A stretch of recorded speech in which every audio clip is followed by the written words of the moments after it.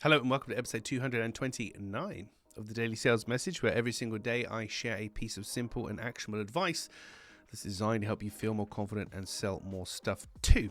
In today's episode, we are talking about cold visits. Cold visits. Now, we're familiar with the concept of cold calling people or cold emailing people, but for some businesses, it's not all admittedly, but for some businesses, it's appropriate to cold visit people, to actually go to their premises, go to the reception and ask to speak to somebody or leave some literature behind.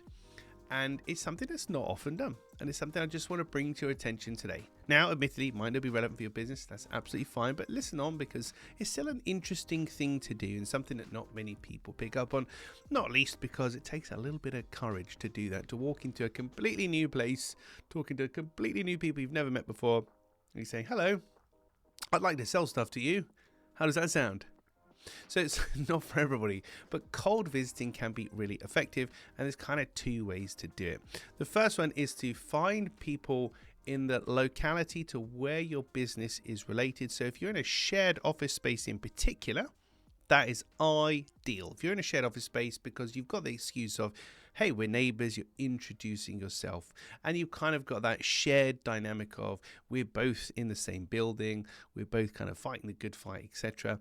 So going and knocking on your neighbors' doors, as it were, your business neighbors in your co-working space, your office building, introducing yourself to them, that's a really, really effective way of doing cold visiting because they're literally right on your doorstep. You don't have to go too far.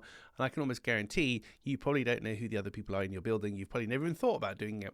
So obvious, so logical.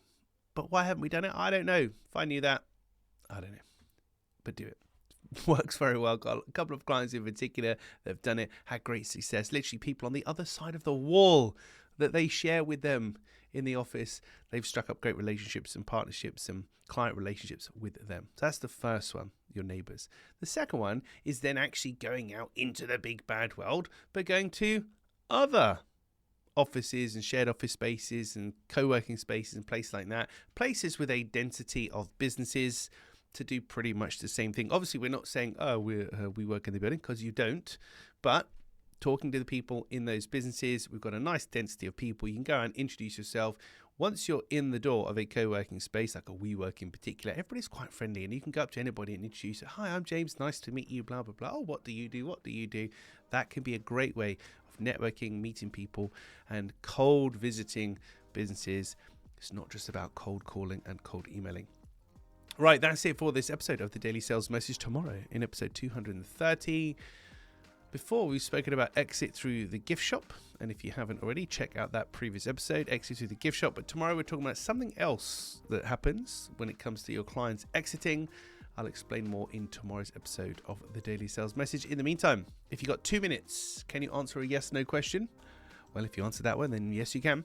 2 minutes, 20 yes/no questions, 4 areas of selling. Go to sellingconfidencescore.com. That's sellingconfidencescore.com. You'll get a free score of how well or how not so well maybe you're doing at sales and selling across the 4 key areas. And you'll be given an instant, personalized, customized action plan that will help you to improve your performance and take the appropriate action. So head on over to sellingconfidencescore.com for that. That's it for this episode. Thank you for listening or watching all the way to the end. I do appreciate it. I'll catch you tomorrow.